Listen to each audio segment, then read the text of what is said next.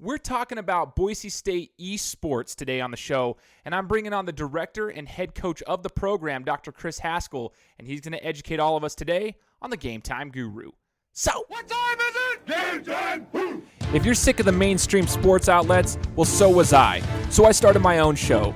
I'm Shane Larson, and this is the Game Time Guru. It's different than other talk shows. I'm providing a panoramic view on sports so you can see them through a different lens. So buckle up, and let's go. Hey, what's up, everybody? Shane Larson here, also known as the Game Time Guru. I'm excited to have you guys with me today. It's the first time I've been doing a podcast like this where I have a video format for it. So if you're listening to it on Apple Podcasts or whichever podcast app, awesome. If you're watching this on either Facebook or on Instagram or on YouTube, I appreciate you guys tuning in. The reason I decided to try it out this way is because I actually got to have a video recording of this podcast with Dr. Chris Haskell as I went to the Boise State eSports Arena to record this show. So I thought I'd put this all together and try to see what people like. What I would ask you guys to do, though, is make sure if this is like your first time listening to this and you're like, wow, this video is awesome, I'd still ask you to please subscribe on Apple Podcasts or whichever podcast platform and leave me a review. If you guys can go there and leave me a review, a rating of any kind, it would be really, really helpful. And people always ask, like, why do you need a review? Why do you say that in every single one of your shows? Well, guys, when you're a consumer of media and you're scrolling through to find new podcasts to listen to, well, if you have a podcast that has reviews on there, it's just like a product. If you see a product has a lot of reviews, then you're more prone to actually like go to that product and be drawn to that product. So it's the same concept when it comes to media, especially in sports media. When there's a ton of sports podcasts out there, people might not look at one that doesn't have a lot of reviews. So I'm really grateful for all the reviews that I've had so far. And I just ask that if you listen to the show and you like it, please leave me a review. It'd be super helpful. Now, guys, I'm excited to bring this guest onto the show and show you the setup that we had. Like I said, Dr. Chris Haskell allowed my wife and I, Taylor, to come to the arena and do the interview on the broadcast booth with their equipment. Now, if you guys live in the Treasure Valley or you're passing through Boise, Idaho, you guys need to check out this arena. So, you know, it's something that's super special. It's really cool. They have blue turf that's on the stage where the players set up. They've got an amazing broadcast setup, and the program is huge, not just for the players, but for anyone who's trying to get into broadcast and production. Students can get so much on-job training that you can't get anywhere else. So it was a super cool experience for me, super cool for my wife to be there. She's never actually been there when I did an interview, so that was a opportunity for me to be able to showcase my skills and my passion in front of her as well. So I want you guys to buckle up, listen in, and enjoy what Chris Haskell has to say, because this Boise State eSports program is actually really young, but they are blowing up. And it's really exciting to see. So they've got a lot of potential moving forward. So enjoy the show, guys, and let me know what you think. What's going on, everybody? Welcome out to the Game Time Guru podcast. As you guys can see, tonight's a little bit different. We're here in the eSports arena at Boise State University, and it's the first time for me being able to do this in a setting like this, which is extremely professional, very professional setup. And I'm here joined by the director and head coach of the Boise State's eSports program. This is Dr. Chris Haskell. So thanks for joining us, Chris. You bet. I'm a huge fan of the podcast. This is awesome. Thank you so much. I appreciate it. So I have a couple questions for you here to get started. Obviously, we're in this crazy, awesome environment here, this awesome arena. And this started just a couple years ago, this eSports program at Boise State. Talk to us about the growth of this program and your part in getting it started, Doc. Oh, gosh. Okay, so I've been a professor at Boise State for 12 years, and I have I've been doing research in games and game-based learning and things like that, and I was honestly just looking for another great keynote topic that I could investigate. So I thought, after-school programs and game programs and competitive gaming in colleges, and I thought, let me do some research, but I'm an academic, so I don't just research things. I like interview people. I'm like filling notebooks full of notes on esports, and it dawned on me that collegiate esports in its infancy was about to get massive. And there are these moments in the development of anything brand new, mobile technology, personal computing, all of these things, streaming, where the people who recognize the growth as it's about to occur have the opportunity to influence what it becomes. And we were in that moment. We didn't have an esports team, but of the 17 varsity programs that existed at the time, we would have been one of the biggest. Utah had just announced their varsity esports program, and we were aware through this research it was about to explode. There are 880 college football programs in the U.S., 14,049 high school programs, and more than 48,000 Pee-wee and junior high programs. If esports was going to follow any of that type of growth curve, Boise State coming in big and saying, we're committed to this, we want to attract the best players in the nation, we want to have the best facilities and the best arena and the best training and the best coaches, then we need to act before everybody else decides to come in. And there were a lot of big schools at the time milling about, including our arch nemesis, Oklahoma. Right, and some of those. But I took that idea forward and so I said, Boise State needs to do this, and you don't understand how huge it's going to be. Let's look at these. And they, instead of saying, thank you very much, we'll turn it over to professionals now, they said, oh, okay, great. You know a lot. You're in charge. And what? I'm like, no. I was telling you a good idea. You know, it was like the scientist in every disaster movie who reports the asteroid and then they end up on a rocket with Bruce Willis. I mean, there's... And here I am. So, but I guess that's a compliment, because if you look at it now compared to what you're just saying, you're like, hey, they gave you the reins. Yeah. Look at this place. I can't believe what we have here. It's unbelievable. And you mentioned the word varsity program. I want to touch base on this. What does it mean for someone who's a little bit, I guess, ignorant or naive or whatever you want to call it, right? What does a varsity program mean in regards to esports? Like, what does it mean when you say we are a varsity program? Let's go. You want to go back in time a little bit? Yeah, let's do it. We're going back to 1869, and that is the birth of college football, right? Okay. So you have 3 universities that are granted essentially varsity status from their institutions. This is a game football that kids had been playing on their campuses and their fraternities and their social clubs, and I don't know, it was 1860s. Whatever they did. They were already playing football, but not between schools. So they got permission, varsity status, from their institutions to play as Princeton, as Yale, as Idaho State. I'm totally kidding. It was Rutgers. But as those 3 institutions, they got to wear their color sweaters, and they got to represent the university, and the faculty got involved, and the presidents, and it became a thing. That was 1869. And so varsity status is simply you get to perform in whatever it is you do as the official organization for your university. Okay. So we can't have a second football team or a second basketball team that also competes in other things. No, we have one official, and we support it and lead it however we choose to lead it. That's different than club sports, because it takes a student to start and to lead a club sport. And on the varsity side, it's led by faculty and staff. It's led and supported by space at the university, money from the university to make these things happen, including the time of the faculty to pull it off. And they have the ability to grant scholarships and do all these things related to the school that clubs know. So varsity status, long-winded answer, is the university stamp that says, this thing that you're doing, this is us. We support this. I love that. It's cool to see where it's at. So tell me this then, if you're a student and you're wanting to come in and I guess essentially be part of this esports program, how does one try out? Well, you can't be a noob, first of all. No, we do tryouts. We do tryouts once a year. We heavily recruit, so a lot of the players, we're very familiar with what they're doing already. Some of them even send us highlight reels, just like you would for football. Basketball and others. We look at their game records. We look at their standing within the games that they play, as far as how they behave within the community, because some can be banned and have those bans be part of the record that we can reach. And we find out who they are in the game, and then we bring them in to play, which we don't have to do physically, right? Although it's much cooler to play behind us here on the blue. But it is, we can have them play from Oregon or Tennessee. We've got a young man from Tennessee we're recruiting actively for the 2021 class. I mean, we start early.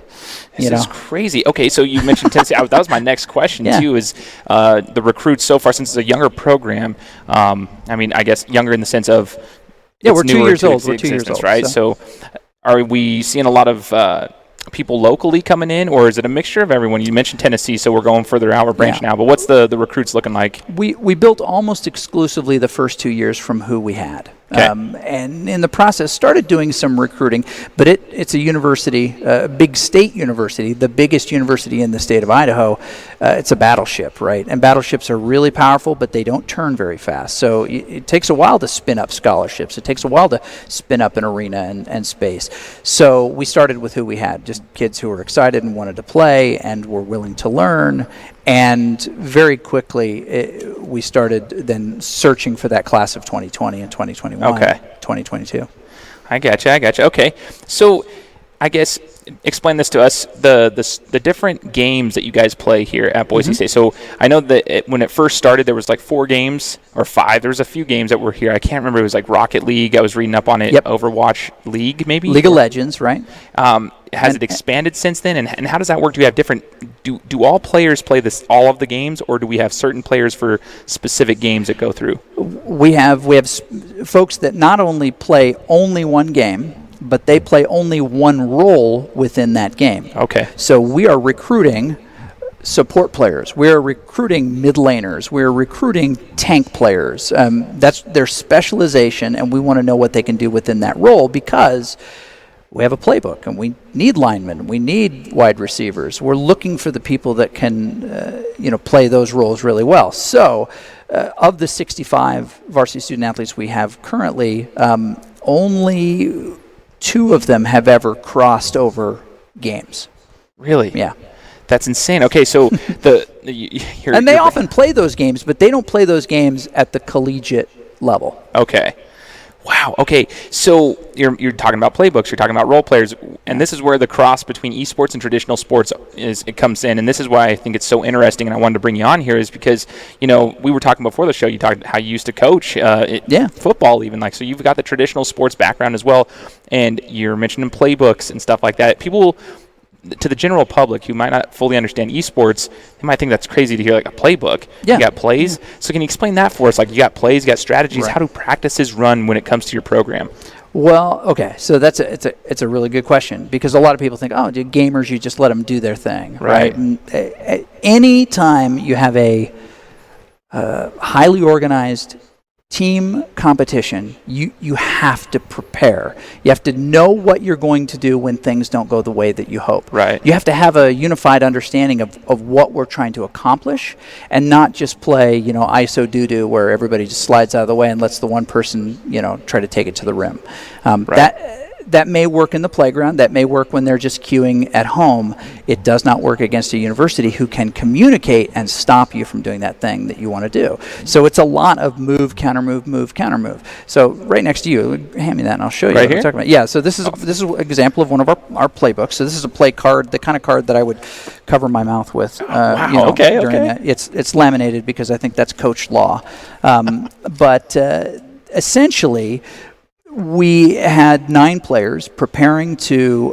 This was our conference championship play card. Okay. We knew who we were going to play, and we knew which personnel grouping. Just like in football, we wanted in different situations. These situations happen to be maps, right? So these are substitutions that we're making based on the different maps that we might play within this map pool.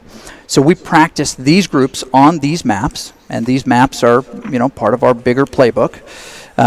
We know what our plays are going to be, so it's not uncommon if we go, okay, we're going to, on defense of Kings Row, we're going to play goats, arch access, speed mid. And that is just a quick understanding of what it is that we're going to try to accomplish. Okay. And where, right? So mid is the middle of the map, right? These are all different call-outs for where different folks can be. And if they give us something we don't expect, our quarterback, essentially, our shot caller's job is to make the switch on the fly and everybody adjust the role that they've got to do. So when you talk about playbooks, the key is understanding what you're supposed to do in certain situations. And what you're supposed to do when you have to change your role and sometimes change your character, and how we mitigate all of those changing things. It was Eisenhower who said, I always find in planning for battle that when it begins, the plan is useless, but planning is indispensable, right? So we plan, and of course it falls apart. It always falls apart. But it's understanding more quickly than your opponent what you need to do to fix it that usually turns into victory against two evenly matched teams. That is awesome. It reminds me, like, the terminology aspect of it is extremely intriguing to me. Someone who's not fully educated on the world of esports, but I'm trying to become more educated on it. Yeah. Because, like, for me, to the general public, a quarterback will call out a play in football.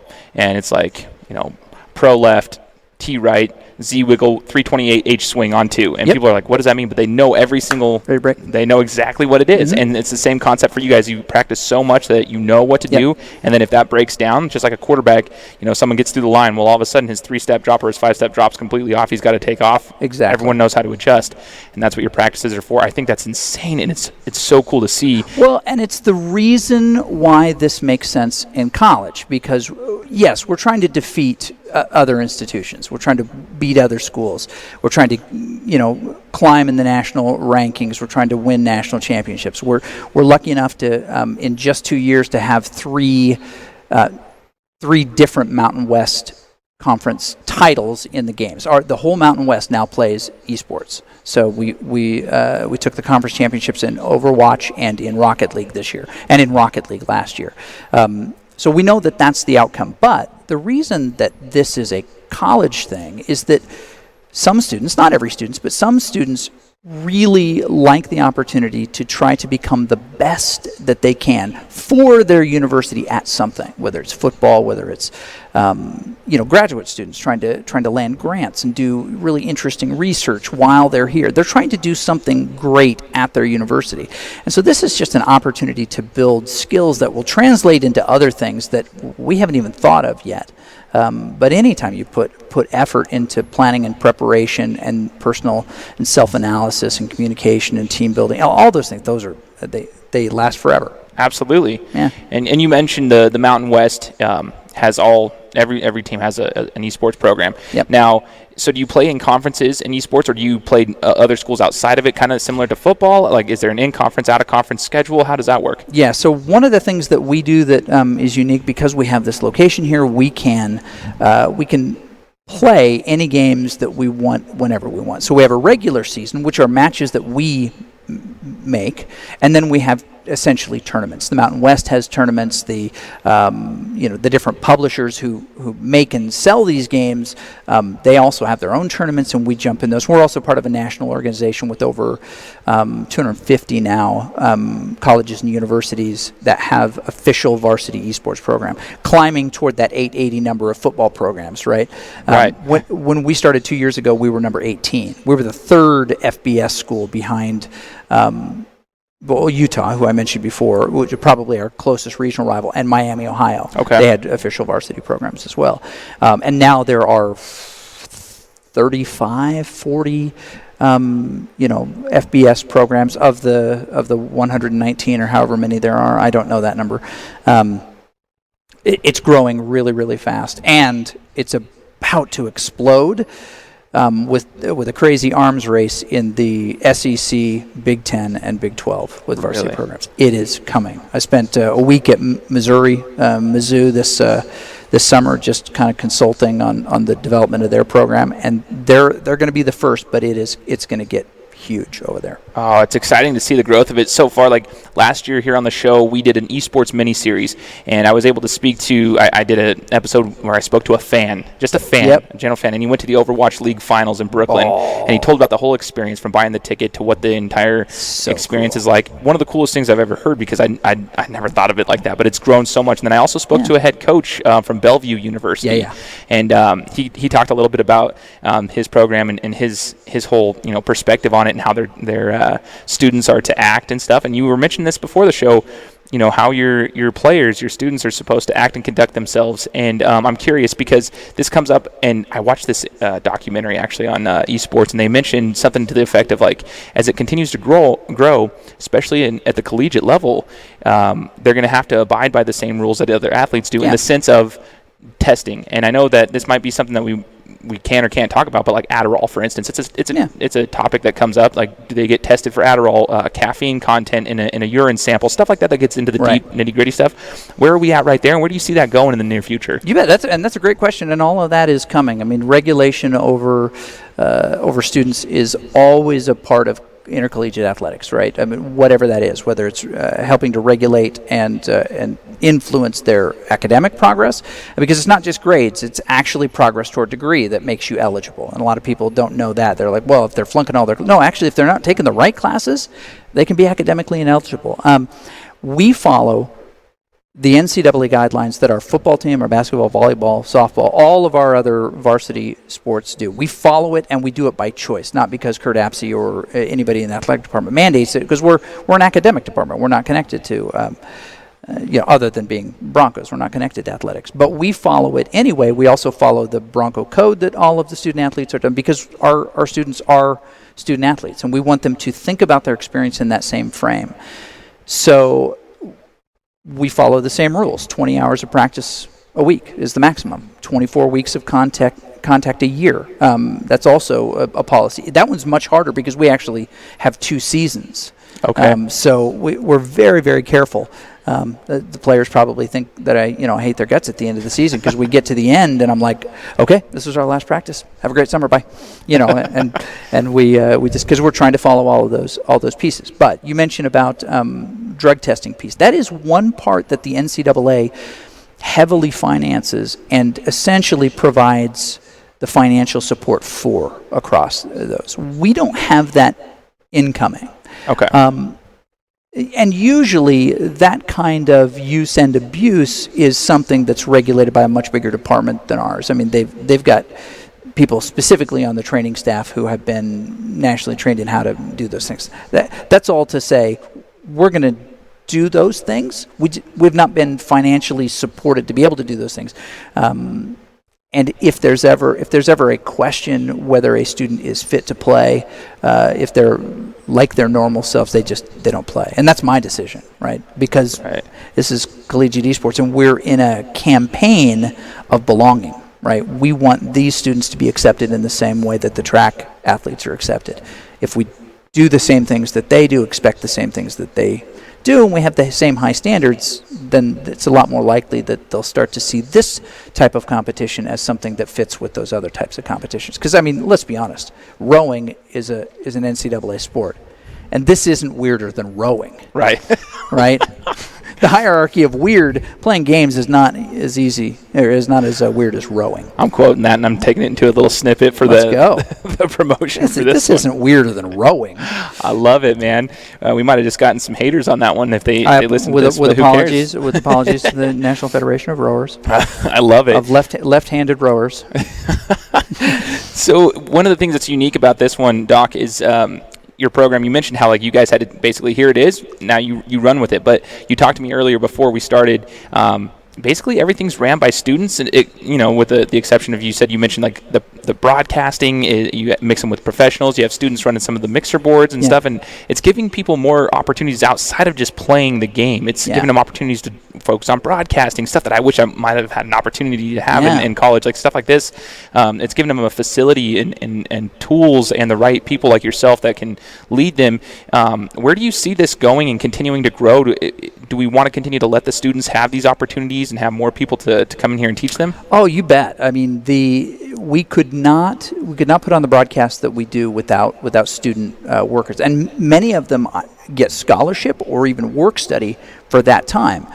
No offense to the library, but working replay on an esports broadcast is a way better way to earn their work study than putting away library books. Absolutely. I'm just going to throw that out there. Apologies to librarians. Now you've lost most of your librarian listeners.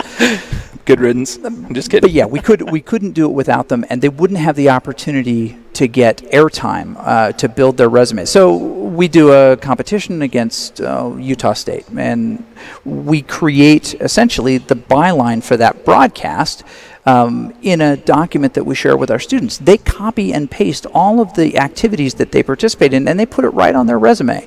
So Paul Meyer, recently graduated broadcaster for us, did over 300 hours of eSports broadcasts for us in less than 2 years.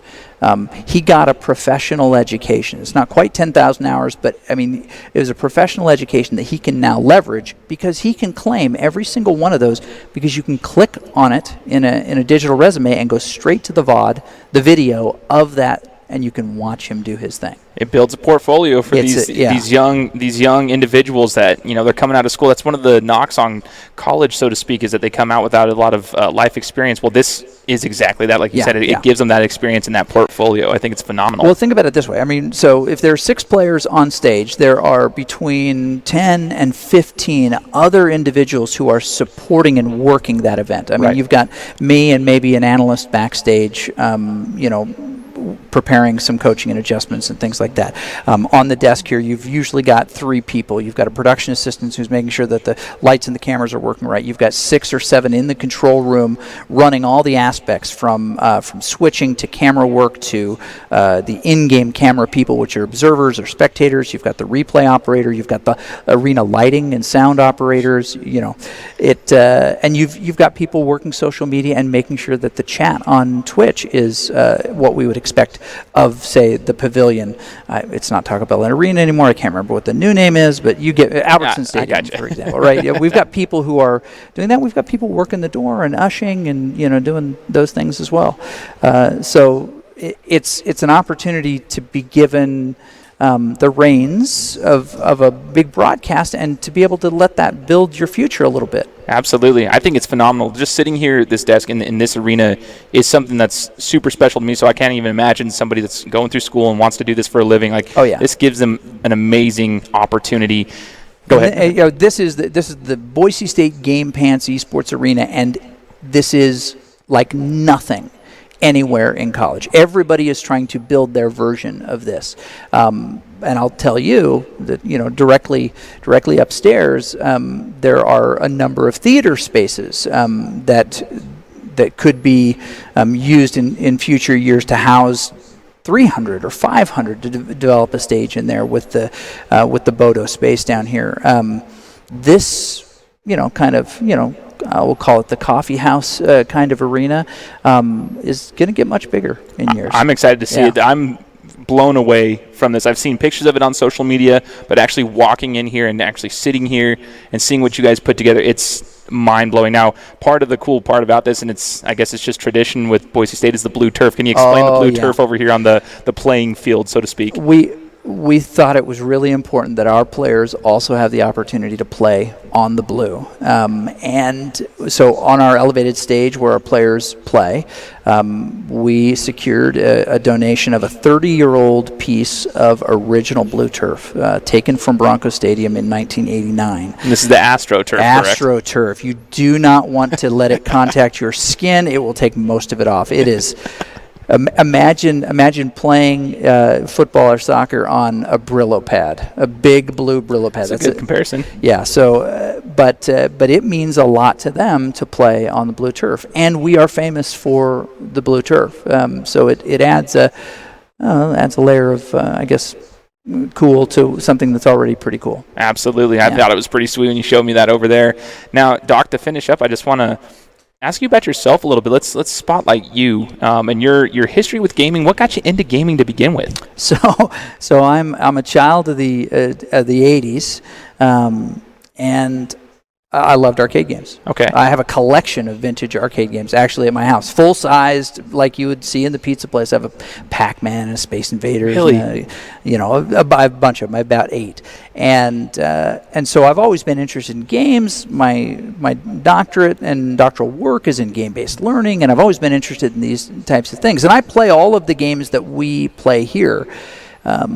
Including some of the ones that right now are what we would consider, we talked about the Big Four, but we're also experimenting in some other games with what we call academy teams. Okay. Fortnite and Apex Legends and CSGO and some of these other games that are different ratings, but we're seeing if there's a way to build teams around those and what it would be like. And what's the competitive like. But so for me, this is an opportunity to kind of dig in and really figure this thing out. I think fair to point out is that for the huge part of my professional career, just short of 10 years, I was a high school band director. Really? And people are like, oh my gosh, from band directing to esports coaching, and I would argue it's almost the same thing without oboes. I am preparing students for a performance. I'm preparing an arena and a broadcast. I'm a way to tell the story of the performance. I'm creating an experience for people who are coming to watch it. But I help them understand their parts. I don't get to play a single one. It's their job. So it's in preparing them to work well together, to listen and to notice and to lead at times and when to follow. I mean, it's a very musical interplay during a match that you have to teach people is really truly how to listen to what's going on and how to essentially speak or play at the right volume, the right intensity to have the outcome that you want. It's a very comfortable comparison to me, and then I don't pull my hair out when there are wrong notes because I couldn't do anything about it. I love it, man. And what's your favorite game that we play now, or over what's time? Your favorite game that you've ever played in the history? That's 100%. Your favorite. N64 GoldenEye. Yeah, you had to have the expansion.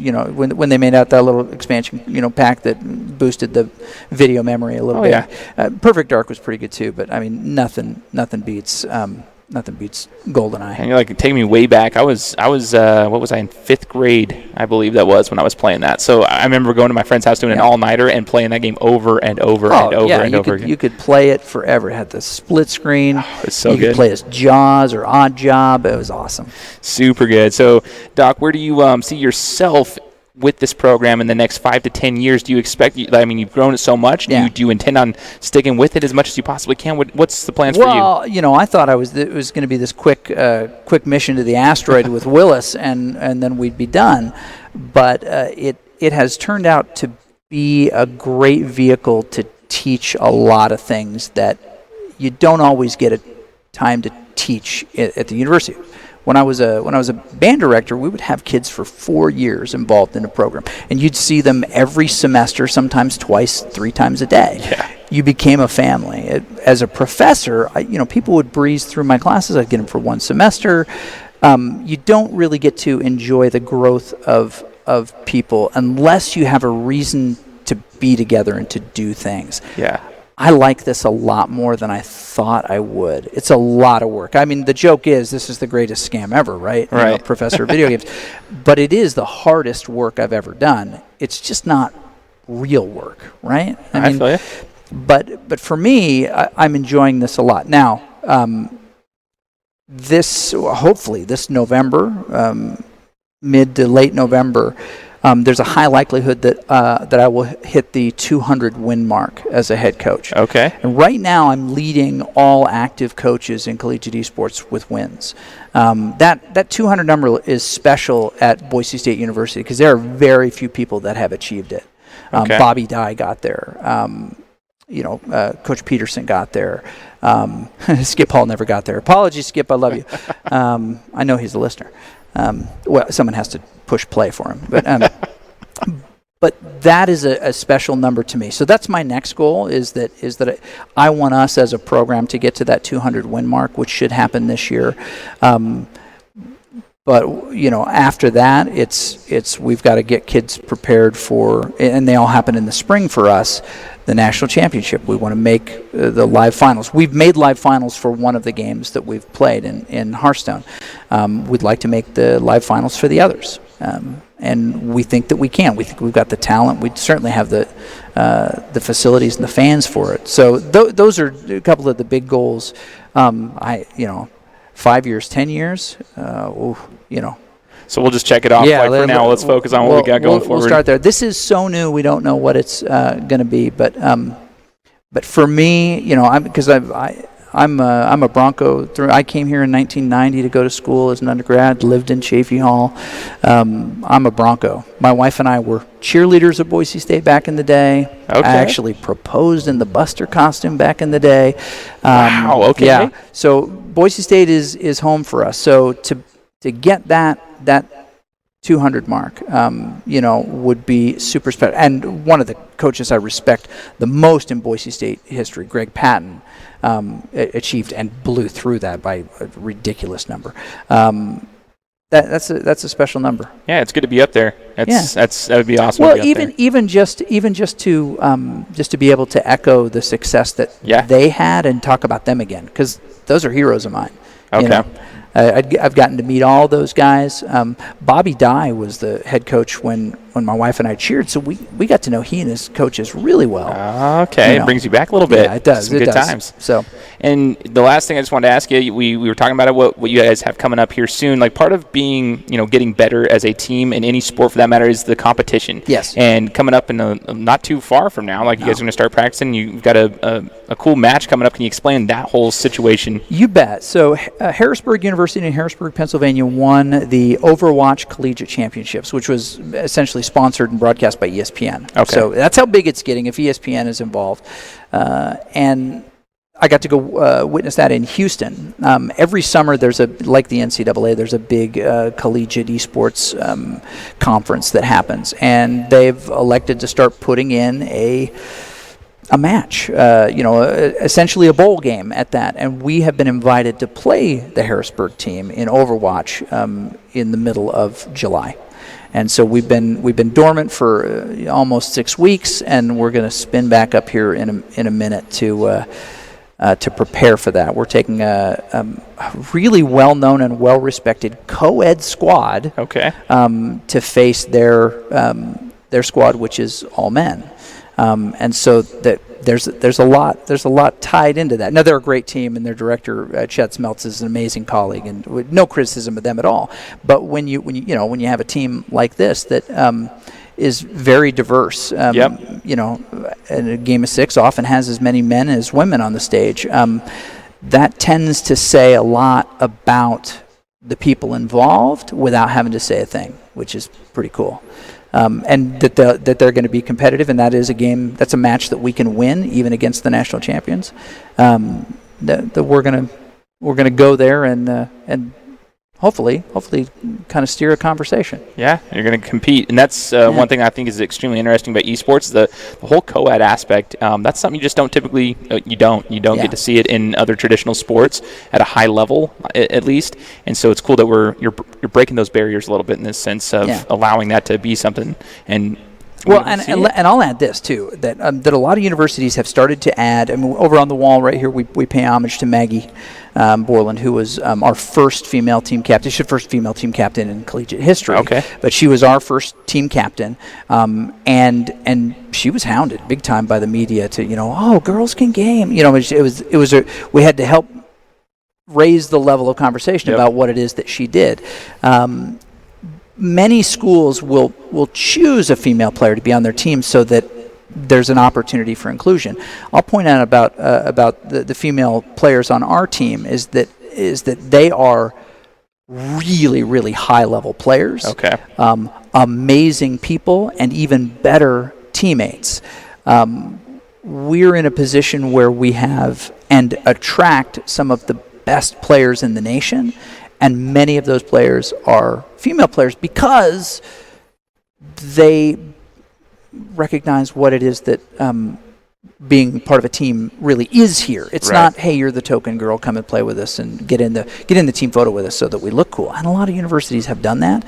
Our players are huge and captains on our team. I mean, they're a huge part of what we do because the space is available. Absolutely. Right. Now, Doc, where can we watch Boise State eSports? Where can we find you guys and see this? Now you got me all excited about it. And if you can't come to the arena and you want to watch them, where can we watch them? You come to the arena. It's super cheap. It's $0 to come in and watch. But twitch.tv/Boise State University. That's it. Yeah, I don't need to spell it with a 3 or a 1 or anything. I mean, it's just Boise State University. I love it. We need to be checking this out. So, guys, once again, Shane Larson here, the Game Time Guru. That's awesome. This was an awesome opportunity with Dr. Chris Haskell, again, director, head coach of the Boise State eSports program. We were able to do this interview here in the eSports arena. So, I just want to say thank you for your time tonight. You bet. This was a lot of fun. Great talking to you. Thank you so much. Guys, thanks so much for listening to another episode of my show. Now, if you could go and do me a favor, head over to iTunes, give me 5 stars, and leave me a review. It would be greatly appreciated. Thanks, guys. Appreciate your support.